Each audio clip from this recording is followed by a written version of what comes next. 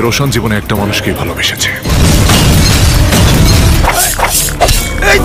তুফান মানুষ নয়, আবার তুফান পশুও নয়।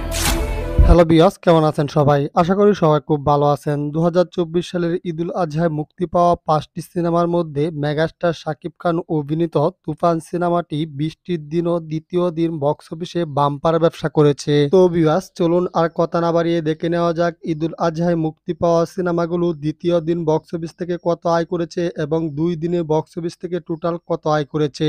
মুস্তাফিজুর রহমান মানিক পরিচালিত নবাগত হিরো মুন্না খান অভিনীত ডাক ওয়ার্ল্ড এই সিনেমাটি ঈদের দিন ১৩টি সিনেমা হলে মুক্তি পায়। আর একটা কথা না বললেই নয়, নবাগত হিরো অভিনীত ডাক ওয়ার্ল্ড সিনেমাটি কিন্তু খুবই ভালো হয়েছে।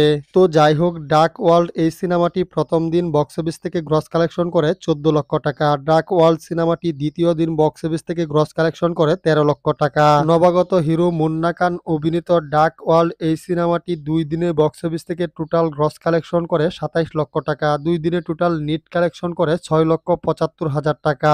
মুন্না খান অভিনীত ডাক ওয়ার্ল্ড এই সিনেমাটির বাজেট যেহেতু ১.৫ কোটি টাকা, সেই হিসাবে ২ দিনে বক্স অফিসে মোটামুটি ভালো ব্যবসা করেছে ডাক ওয়ার্ল্ড সিনেমাটি। এমডি ইকবাল পরিচালিত রোশন ও বুবলি অভিনীত রিভেঞ্জ এই সিনেমাটির বাজেট প্রায় ২ কোটি টাকা।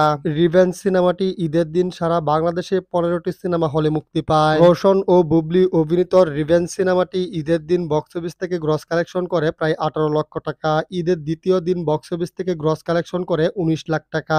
রোশন ও বুবলি অভিনীত রিভেঞ্জ সিনেমাটি ২ দিনে বক্স অফিস থেকে টোটাল গ্রস কালেকশন করে ৩৭ লক্ষ টাকা। ২ দিনে টোটাল নিট কালেকশন করে রিভেঞ্জ সিনেমাটি ৯,২৫,০০০ টাকা। ঈদুল আজহায় মুক্তি পাওয়া ৫টি সিনেমার মধ্যে সবচেয়ে বেশি সিনেমা হল দখল করে নিয়েছে মেগাস্টার শাকিব খান অভিনীত তুফান সিনেমাটি। তুফান সিনেমাটি ঈদের দিন সারা বাংলাদেশের রেকর্ড পরিমাণ ১২৪টি সিনেমা হলে মুক্তি পায়। তুফান সিনেমাটির বাজেট নিয়ে অনেক দ্বন্দ্ব রয়েছে। কেউ বলছে তুফান সিনেমাটির বাজেট ১৫ কোটি টাকা, আবার কেউ বলছে ১৮ কোটি টাকা, আবার কেউ বলছে ২৫ কোটি টাকা। তাছাড়া অনেকেই বলতেছেন যে শাকিব খান তুফান সিনেমাটিতে তার পারিশ্রমিক ছাড়াও ১০% টাকা পাবে সিনেমা হলের ব্যবসা থেকে। এই তথ্যটাও সম্পূর্ণ মিথ্যা। তাছাড়া শাকিব খানের কেরিয়ারে সবচেয়ে বেশি বাজেটের সিনেমা হচ্ছে দরদ, যে সিনেমাটির বাজেট প্রায় ১০ কোটি টাকা।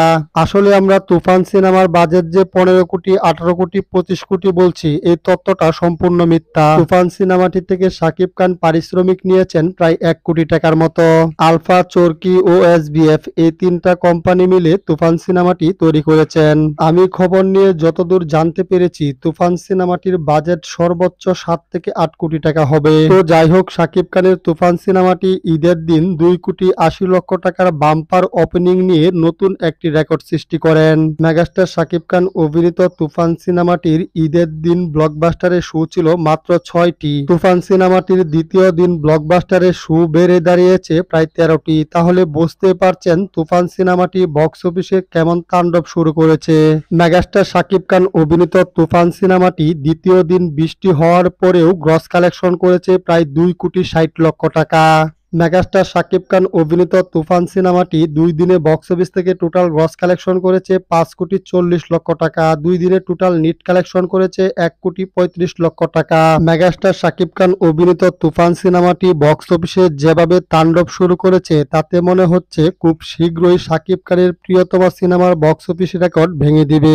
তো ভিউয়ার্স, ঈদুল আজহায় মুক্তি পাওয়া ৫টি সিনেমার মধ্যে আপনার প্রিয় সিনেমা কোনটি কমেন্ট বক্সে জানিয়ে দিন। আরেকটা কথা না বললেই নয়, আমাদের দেশের সঠিক বক্স অফিস নিয়ে কালেকশনটা একটু কম বেশি হতে পারে। সম্পূর্ণ ভিডিওটি দেখার জন্য অসংখ্য ধন্যবাদ।